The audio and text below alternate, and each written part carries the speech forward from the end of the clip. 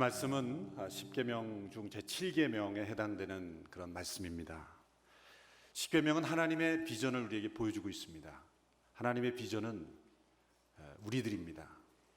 우리가 하나님을 닮아가는 것, 또 우리 공동체가 하나님의 비전을 따라 움직이는 것, 성령이 충만한 공동체가 되는 것, 이 10계명을 통해서 우리는 하나님의 비전을 볼 수가 있습니다.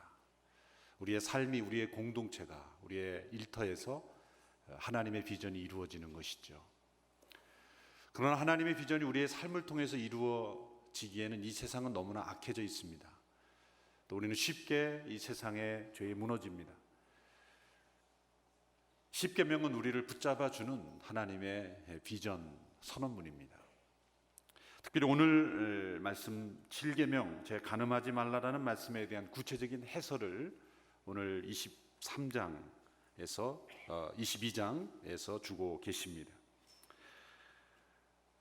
네 가지 케이스를 오늘 말씀에서 주고 계십니다. 첫 번째는 22절에 결혼한 여자와 간음하는 경우, 이때는 둘 다 죽임을 당해야 합니다. 두 번째 23절로 24절의 말씀을 보면 약혼한 처녀와 간음한 경우, 이 경우에도 이스라엘의 약혼은 우리가 생각하는 그런 약혼 정도가 아닙니다. 법적인 부부의 효력이 있는 그런 경우죠. 그래서 예수님께서 그 마리아가 요셉과 정혼한 상태에서 임신했을 경우에 그 정혼이라는 제도는 우리의 약혼과 다릅니다. 단지 결혼을 약속한 것이 아니라 결혼식은 아직 올리지 않았지만 법적으로는 부부입니다. 그래서 예수님께서 보호를 받을 수 있었던 이유, 그것은 왜 이 정혼이라는 제도가 있는 문화 속에서 태어나셔야만 했는가? 동정녀에서 태어나셨지만 법적으로는 예수님은 사생아가 아니라 법적인 아버지가 있는 자녀가 되는 것이죠. 이게 정혼이라는 독특한 제도입니다. 그래서 여기에 약혼이라고 할 때 그것은 유대 문화의 이 정혼, 함께 살지는 않지만 법적으로는 부부가 되는 그런 단계입니다. 따라서 이것도 마찬가지로 둘 다 죽임을 당해야 합니다. 25절로 27절에 보면 약혼한 처녀에 대한 강간입니다. 강제로 그렇게 간음을 행했을 경우에 남자만 죽임을 당합니다. 여성이 방어할 능력이 없었기 때문이죠. 28절에서 29절에 보면 약혼하지 않은 처녀에 대한 강간을 했을 경우에 은 50세겔을 주고 여자를 책임져야 하게 되었습니다. 30절에서는 근친상간을 금하는 말씀을 주고 계십니다. 이렇게 구약에서는 이 간음을 사형에 해당하는 무서운 죄로 간주했습니다. 율법에 있어서 이 간음은 남녀 간의 개인적인 문제가 아니라는 것입니다. 그것은 공동체 전체의 죄라고 여겨졌던 것입니다. 이런 악을 행하는 사람들을 이스라엘에서 제거함으로써 이스라엘 백성을 순결한 공동체, 거룩한 공동체로 지키는 것이 하나님의 비전이었습니다. 너희 가운데서 제거하라. 결코 내버려 둘 수 없는 그러한 악한 죄라는 것입니다. 우리가 기억해야 할 것, 성적인 죄에는 엄청난 대가가 뒤따른다는 것입니다. 우리 오늘 사회에는 성에 잠겨 있다고 말해도 과언이 아닙니다. 요즘 뉴스에서 나올 때에 빠지지 않고 나오는 뉴스가 추행에 대한 뉴스입니다. 광고에서 사람들의 관심을 끌기 위해 가장 많이 이용하는 도구가 성입니다. 포르노 산업은 어느 자동차 산업보다도 훨씬 더 큰 경제 규모를 가지고 있다고 합니다. 미국의 한 유명한 시트콤 작가는 이런 말을 했어요. 우리는 사람들이 동성애나 간음이나 근친상간에 대해서 웃도록 만들어야 한다. 왜냐하면 웃음이 저항감을 무너뜨리기 때문이다. 우리가 TV나 영화나 이런 대중문화를 통해서 웃는 그 순간 속에 이 성에 대한 방어복을 풀어헤치도록 만든다는 것이죠. 성에 대한 가치관의 혼란은 결혼에까지 영향을 미치고 있습니다. 결혼한 커플의 절반은 혼전 동거를 선택하고 있고 이혼율은 점점 늘어나고 있습니다. 혼전 동거하는 커플일수록 이혼율이 더 높다는 것이 통계에서 보여주고 있습니다. 성경은 이러한 성적인 죄를 불을 품는 것과 같다, 이런 비유를 했습니다. 불은 잘 사용되면 우리를 따뜻하게 하고 그리고 에너지를 만들어내지만 잘못 사용되면 엄청난 피해를 가져다 주게 되는 것입니다. 잠언 6장 27절로 29절의 말씀을 우리 같이 한번 읽겠습니다. 시작. 불을 품었는데 그 옷이 타지 않겠느냐? 뜨거운 숯불 위를 걷는데 발이 되지 않겠느냐? 남의 아내와 간음하는 사람도 마찬가지이다. 그녀를 건드리는 사람은 죄 없다고 할 수 없을 것이다. 불을 품으면 엄청난 화상을 입게 될 것입니다. 성적인 죄로 인한 상처는 화상과 같다고 말씀한 것입니다. 화상은 회복되는데 시간이 걸리고 또 엄청난 고통이 뒤따릅니다. 기억해야 될 것, 성적인 죄는 반드시 엄청난 고통과 대가가 뒤따른다는 것입니다. 세상에 많은 거짓말들이 있지만 가장 거짓말을 잘하는 것이 바로 성입니다. 세상은 성을 가지고 거짓말을 합니다. 결코 줄 수 없는 것을 주겠다고 약속하는 것입니다. 사람들이 왜 잘못된 성을 추구하고 성적인 죄를 범합니까? 바로 친밀함을 추구하는 것입니다. 친밀함에 굶주린 사람은 잘못된 성을 통해 친밀함을 채워보려고 합니다. 그러나 친밀함이 옵니까? 아닙니다. 친밀함은커녕 죄책감과 공허함과 또 깊은 상처만 가져다 줄 뿐입니다. 자기에게만 상처가 아니라 공동체 전체에 깊은 상처를 줍니다. 부부간의 관계가 깨어지고 또 사회적인 지도력을 가진 사람은 지도력을 잃어버리고 자녀들에게 깊은 상처를 주고 건강과 물질까지 잃어버리게 됩니다. 기억해야 될 것, 성적인 죄는 엄청난 대가가 뒤따른다는 것입니다. 어떤 분은 이 10계명에서 가늠하지 말라는 계명의 그 순서에 주목해 봤어요. 그 순서를 보면 살인하지 말라라는 계명과 도적질하지 말라라는 계명, 그 사이에 이 가늠하지 말라라는 계명이 들어가 있는 것이죠. 왜 이 사이에 이 계명이 들어가 있을까? 이분은 이렇게 흥미있게 설명했습니다. 그것은 가늠이란 도둑이면서 동시에 살인을 범하는 것이기 때문이다. 간음은 배우자에게서는 몸을 훔쳐내는 도둑질이며 부부의 한 몸을 죽이는, 영혼을 죽이는 살인이다. 그래서 살인하지 말라라는 계명과 도둑질하지 말라는 계명 사이에 이 계명이 들어가 있는 것이다. 탈무드에 보면 이런 말이 있습니다. 배우자가 있는 남자와 여자가 함께 잠을 자면 그 침대는 네 사람이 함께 자는 것과 같다. 간음은 자신의 영혼을 훔치는 도둑이며 자신의 영혼을 죽이는 살인인 것입니다. 우리 육체는 육체로만 존재하지 않습니다. 만일 사람이 육체로만 존재한다면 간음이 그렇게 큰 문제가 된다고 생각하지 않을 것입니다. 그러나 간음은 식욕처럼 단순한 우리의 욕구를 해결하는 것이 아닙니다. 우리는 영혼의 존재입니다. 우리 육체는 영적 육체입니다. 성적인 그런 죄는 곧 영적인 죄인 것입니다. 여러분, 가장 좋은 영적인 대화가 우리 신체적인 접촉에서 일어난다는 것을 아십니까? 슬픔에 빠져 있는 사람 위로할 때 말로만 그냥 아무리 위로해도 따뜻하게 그 사람의 슬픔에 빠져 있는 사람을 안아주고 손을 잡아주는 것이 얼마나 큰 위력이 있습니까? 고통에 몸이 아픈 그 아기들이 엄마의 손을 붙잡고 그 엄마의 따뜻한 터치가 그 아픈 아기들의 몸을 치료해 주는 효과가 있다는 의학적으로도 발표가 된 적이 있어요. 고통 속에 있는 사람이 아픈 사람의 손을 잡아주는 것, 그것이 어떤 진통제보다도 훨씬 더 좋은 진통제다. 우리 육체적 접촉이 영적인 효과를 가져다 주는 것이죠. 남편과 아내가 친밀하게 손을 잡고 허그할 때 두 사람은 말 이상의 영적인 대화를 하는 것입니다. 성적인 죄는 영혼을 죽이는 살인을 범하는 것입니다. 기억해야 합니다. 성적인 죄는 엄청난 대가가 뒤따르는 것이다. 이 성적인 죄가 우리 영혼을 죽이는 살인이라는 것, 예수님의 말씀을 통해서 우리는 분명히 알 수 있습니다. 예수님께서는 제7계명인 이 살인하지 말라는 말씀을 이렇게 해석해 주셨습니다. 마태복음 5장 27절로 28절의 말씀입니다. 우리 같이 한번 읽어볼까요? 시작. 너는 간음하지 말라는 옛 사람들의 말을 너희가 들었다. 그러나 나는 너희에게 말한다. 여자를 음란한 눈으로 바라보는 사람은 누구든지 이미 마음으로 간음죄를 다 지은 것이다. 세상의 윤리에서의 간음이란 배우자가 아닌 이성과 동침하는 것이지만 천국의 윤리에서는 이성에 대한 마음의 욕구, 배우자가 아닌 이성에 대한 욕구가 간음이라고 정의하셨습니다. 예수님은 우선 남자들을 겨냥하여 말씀하셨습니다. 여자를 음란한 눈으로 바라보는 사람은 이미 마음으로 간음하였다. 단지 여자를 쳐다보는 것이 간음이라고 말씀하지 않으셨습니다.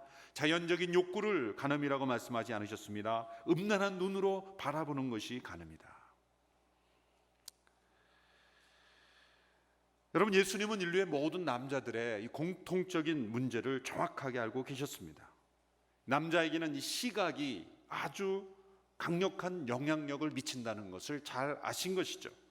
어느 미국의 TV 광고에, 제가 미국에 있을 때 TV 광고를 본 적이 있는데, 자동차를 운전하고 있는 어느 남자가 옆에서 조깅하는 아름다운 여자를 쳐다보고 가다가 급기야 차를 들이받았는데 그 차가 경찰차였다는 거죠. 사람들의 호기심을 만들기 위해서 만든 광고물이지만 남자들의 문제를 정확하게 이용한 영상입니다. 남자들은 시각적인 자극에 민감합니다. 남자들은 눈을 통해 성적인 만족을 얻을 수 있습니다. 보는 것은 두 가지입니다. 그냥 보는 것과 감정이 실려서 보는 것. 여러분이 눈을 통제하지 못해서 멸망한 대표적인 인물이 삼손입니다. 삼손은 이스라엘의 사사였지만 자신의 눈을 다스리지 못하기에 그는 자신의 정욕에 의해서 멸망당한 사람이었습니다. 삼손이 성경에서 처음으로 한 말이 사사기에 나오는데 이런 말이 나옵니다. 사사기 14장 1, 2절을 보십시오. 제가 읽겠습니다. 삼손이 딥나로 내려갔다가 그곳에서 블레셋 사람들의 딸들 가운데 한 여자를 보았습니다. 그가 돌아와서 그의 아버지와 어머니에게 말했습니다. 제가 딥나에서 블레셋 사람들의 딸들 가운데 한 여자를 보았습니다. 이제 그녀를 제 아내로 삼게 해 주십시오.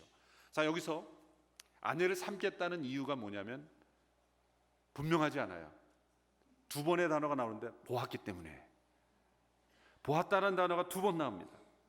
삼손은 블레셋 여자를 보자마자 결혼시켜달라고 졸랐던 것입니다. 대화해봤다는 얘기도 없어요. 그냥 보았기 때문이에요. 그것으로 끝. 눈으로 본 것으로 모든 것을 평가하는 남자.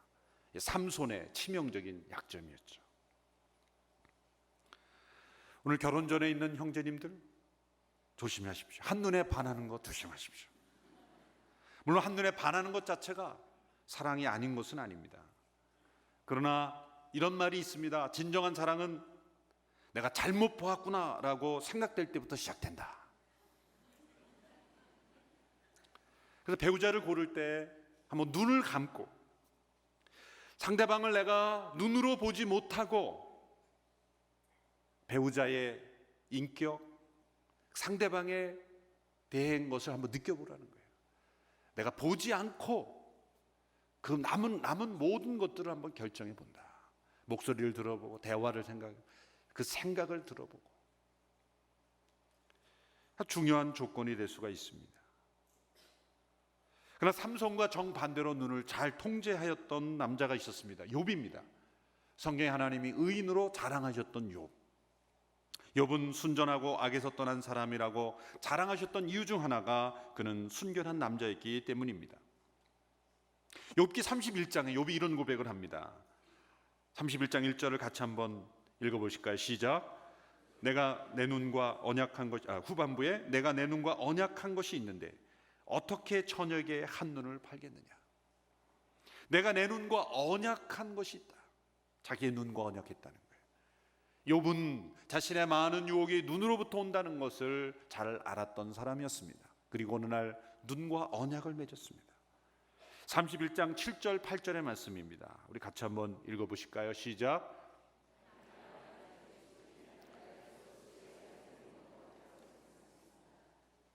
잘못 구절이 나왔습니다. 죄송합니다. 제가 읽어보겠습니다. 내 걸음이 바른 길에서 벗어났거나 내 마음이 내 눈이 바라는 대로 이끌렸거나 내 손에 어떤 오점이라 묻어 있다면 내가 심은 것을 다른 사람이 먹어도 좋고 심지어는 내 곡식들이 뿌리채 뽑혀도 좋을 것이다. 자기 자신의 하나님 앞에 이렇게 순결하고 당당한 모습을 고백했죠. 여러분, 남성이 순결을 지키려면 욥처럼 눈과 언약을 맺어야 합니다. 어떤 언약을 맺어야 합니까? 첫째는 눈길을 돌리는 언약을 맺어야죠. 눈길을 돌리는 언약을 맺어야 합니다. 다윗 왕의 타락도 밧세바에게서 눈길을 돌렸더라면 막을 수 있었던 죄였습니다. 너무나 끔찍한 광경을 보면 눈길을 돌리듯, 그럼 어떤 경우에는 우리가 어머 그러면서 보면서 이렇게 보는 경우도 있죠. 이런 건 눈길을 돌리는 게 아니에요. 더 정확하게 보는 거죠. 확실하게 눈을 감고 돌려요. 눈길을 돌릴 뿐만 아니라 눈을 굼게 해야 된다. 스티브 어터반이라는 그런 이러한 성적인 문제에 관한 유명한 상담가 말하기는 철저하게 눈을 굼게 해야 한다. 눈은 갈수록 더 자극적인 것을 추구하게 되는 경향이 있기 때문입니다. 예수님은 통제되지 않는 눈에 대해서 이렇게 충격적으로 교훈하셨습니다. 마태복음 5장 29절의 말씀입니다. 마태복음 5장 29절의 말씀 같이 한번 읽어볼까? 시작. 내 오른쪽 눈이 너를 죄짓게 하거든 그 눈을 뽑아 내버려라. 온 몸이 지옥에 던져지는 것보다 몸의 한 부분을 잃는 것이 더 낫다. 자, 이 말씀은 눈을 실제로 빼버리라고 하신 말씀일까요? 실제로 오른쪽 눈을 빼버리면 어떻게 될까요? 왼쪽 눈은 절대로 그런 일이 없을까요? 물론 충격은 받겠지만 예수님은 눈을 빼버리라, 육체를 학대하라, 그런 말씀을 주신 것이 아니죠. 5장 30절에 예수님 또는 이렇게 손에 대해서도 말씀하셨습니다. 내 오른손이 너를 죄짓게 하거든 그 손을 잘라내버려라. 온몸이 지옥에 던져지는 것보다 몸의 한 부분을 잃는 것이 더 낫다. 오른손을 찍어버리면 욕구가 사라질까요? 머지않아 왼쪽 손을 잘라야 할 때가 올 것입니다. 실제로 예수님 당시 그 이후에 실제로 이렇게 문자적으로 실천한 사람들이 있었습니다. 오리겐이라는 사람인데, 그래서 니케아 회의 주후 325년에 일어났던 회의를 보면 이렇게 손과 발을 자르는 것을 공식적으로 금한다라는 교회 회의의 선언이 나옵니다. 이걸 보면 실제로 극단적으로 이렇게 손, 발을 자르고 눈을 빼고 이런 행동을 했던 극단적 실천주의자들이 있었다는 걸 알 수가 있습니다. 예수님의 말씀은 이렇게 신체의 각 부분을 잘라버리라고 하신 것이 아니죠. 눈을 뺀다라는 결심으로, 그런 각오로 눈을 돌리고 굼겨라. 타락한 눈이 좋아하는 나쁜 영양분을 주지 말라. 실제로 눈을 빼어 버린 것처럼, 눈이 없는 것처럼 보지 말라. 손이 없는 것처럼 행동하지 말라. 발이 없는 것처럼 가지 말라. 암 수술을 하는 의사가 이렇게 말한다고 생각해 보십시오. 이번에 암덩어리를 절반만 잘라내고 다음에 시간 날 때 또 나머지를 잘라내겠습니다. 그렇게 말하지 않지 않습니까? 어쩌면 암덩어리를 다 잘라낼 뿐만 아니라 필요 없어 보이는 부분까지 예방하기 위해서 더 잘라내지 않습니까? 그렇게 영적인 수술을 하는 것처럼 잘라내라. 청교도인 벤자민 니들러라는 사람은 이런 말을 했어요.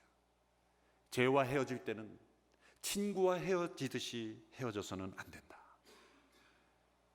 다시 만날 때는 예전과 똑같이 친근하거나 더 친근한 것을 기대하며 헤어져서는 안 된다. 우리는 죄와 헤어질 때 바울이 자신의 손에 붙어있는 독사를 불 속에 떨어버리는 것처럼 죄를 떨어버려야 한다. 여러분의 손에 지금 독사가 물고 있어요. 그 독사를 어떻게 떨어버립니까? 너도 먹고 살아야 되니 좀 이따가 좀 알아서 떨어져 나가라, 그렇게 말합니까? 떨어버리는 거예요. 독사가 내 손을 물고 있을 때 떨어버리듯이 죄와는 그렇게 친구와 헤어지듯이 그래 또 만나 라고 말하며 헤어져서는 안 된다는 거예요. 골로새서 3장 5절 6절의 말씀입니다. 우리 같이 한번 읽겠습니다. 시작. 그러므로 땅에 속한 지체들을 죽이십시오. 그것들은 음행과 더러운 것과 정욕과 악한 욕망과 탐심입니다. 탐심은 우상 숭배입니다. 이것들로 인해 하나님의 진노가 불순종의 아들들에게 임합니다. 어떻게 죽입니까? 죽이려면 영양분을 주지 말아야 하죠. 그 암수술의 여러 가지 종류 중에 하나가 괴사시키는 거죠. 그래서 이 암세포들이 우리의 혈액을 통해서 영양분을 뺏어가서 자라는 것 아닙니까? 그래서 혈관을 차단함으로써 그 암세포가 영양분을 받지 못하게 하면서 괴사시키는 그런 방법이 있더라고요. 그것처럼 우리의 잘못된 죄악에 영양분이 가지 않도록 굶게 하는 것입니다. 단번에 잘 죽지 않습니다. 지속적으로 굶게 하는 것입니다. 우리의 마음의 순결함을 유지하기 위해서는 문화적 장애자가 되는 것이 더 낫다, 그런 말이 있습니다.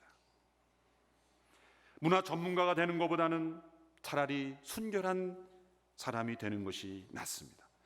그리스도 안에서 우리에게 주어진 풍성한 생명을 유지하기 위해서는 이 세상이 제공하는 약간의 문화체험, 그것을 하지 않는 편이, 이 세상에서 문화의 절단을 수술하는 것이 문화적 전문가가 되는 것보다 훨씬 낫습니다. 순결이 문화보다 더 중요합니다. 한번 따라해 보실까요? 순결이 문화보다 더 중요하다. 누가 한 말이냐면 이재원 목사가 말했습니다. 이 말씀들은 우리가 여자를 보고 음욕을 품는 남자들에게만 말씀하신 것일까요? 그렇지 않습니다. 여자들에게 적용시키면 어떻게 적용할 수 있을까요? 나는 너희에게 이르노니 남자를 떠올리며 욕망을 품는 여자마다 마음이 이미 가늠하였느니라. 여자들은 남자들이 눈길을 돌리지 못하는 것을 보고 남자들을 한심해합니다. 그래서 남편과 아내가 지나가다가 옆에 아름다운 여인이 지나가면 아내는 누구를 쳐다봅니까? 그 여인을 쳐다보지 않고 남편을 쳐다봅니다. 그런데 여자는 육체적인 눈에는 남자보다는 강합니다. 그러나 마음의 눈은 남자보다 약합니다. 전문가들에 의하면 남자의 싸움은 눈에서 시작되고 여자의 싸움은 마음의 눈에서 시작된다 라는 말이 있습니다. 남자가 성적인 순결을 지키려면 눈을 지키는 것부터 시작해야 되고, 여자가 성적 순결을 지키려면 정서를 지키는 것으로부터 시작한다. 귀를 지키는 것으로 시작해야 된다라는 거 말하고 있습니다. 남자는 보는 것에 의해 자극을 받지만 여자는 듣는 것에 의해서 자극을 받기 때문입니다. 그래서 여성이, 아내가 정서적인 필요가 계속해서 무시될 때 외도에 빠질 가능성이 높은 것입니다. 자기를 사랑하고 아쉬워하고 존중하고 아껴줄 사람을 늘 갈망하게 마련하는 것입니다. 이 정서적 필요. 그래서 여성들은 몸을 단속하는 것보다 감정을 단속하는 것이 훨씬 더 중요한 성적인 순결법입니다. 남자들이 자신의 눈과 언약을 세워서 순결을 지켜야 한다면 여성들은 마음의 눈과 언약을 맺어야 합니다. 비공식적인 여론조사지만 소수 여자들에게 자신이 잦은 공상이나 반복되는 생각이 무엇이냐, 아주 멋진 남자와 함께 촛불을 켜놓고 로맨틱한 식사를 하는 것이라고 합니다. 이 정서적 결핍이죠. 여자가 공상에 대한 나쁜 습관을 끊는 유일한 길은 무엇입니까? 남자가 눈을 굶게하는 것처럼 여성도 굶게하는 것입니다. 잘못된 공상을 굶겨주게 하는 것입니다. 잘못된 공상을 굶겨이지 않으면 그 공상에 의해서 자신이 굶주려 죽을 것입니다. 마릴린 먼로, 유명한 여배우죠. 그의 사생활을 얼룩진 채 결국 자살로 생을 마감했습니다. 마음의 굶주림을 가져다주는 그러한 잘못된 공상을 죽이지 않았기 때문에 자신이 죽게 된 것입니다. 성은 사실 우리의 몸만을 말하는 것이 아닙니다. 우리의 존재 그 자체를 설명해 주는 것입니다. 우리는 몸만이 아니라 몸과 생각, 마음, 영혼으로 지어졌습니다. 성적인 순결이란 육체적 순결만을 의미하는 것이 아닙니다. 우리의 영적인, 정신적인, 정서적인, 신체적인 모든 것이 순결해야 정말 성적으로 순결한 사람이 될 수가 있는 것입니다. 오늘 하나님께서 가나안에 들어가기 전에 이스라엘 백성들에게 요구하시는 것은 거룩하고 순결한 공동체의 비전입니다. 이스라엘 백성들에게 경고한 여러 가지 케이스는 사실은 먼 나라 이야기가 아니라 오늘 우리의 사회 속에 깊숙하게 들어온 많은 케이스들입니다. 이 케이스들이 심지어 하나님의 백성들의 공동체 안에도 많이 들어와 있을 수 있는 것입니다. 이제 우리는 결정해야 합니다. 죄와 헤어지듯이, 죄와 헤어질 때 친구와 헤어지듯이 그렇게 헤어져서는 안 됩니다. 우리 안에 있는 모든 부정한 것들을 내려놓고 우리가 하나님이 세우신 이 결혼과 성이라는 제도 가운데 거룩하고 순결한 공동체가 되도록 우리는 마치 눈이 없듯이 보지 않고 손이 없듯이 행하지 않고 발이 없듯이 가지 않고 우리의 몸과 마음이, 우리의 정서까지도 다 하나님 보시기에 거룩하고 순결한 공동체가 되는 것, 이것이 하나님이 십계명을 통해서 그리고 신명기 율법을 통해서 우리에게 주시는 교훈입니다. 오늘 이 말씀을 통해서 다시 한번 우리가 결단하고 결심할 수 있게 되기를 축원합니다.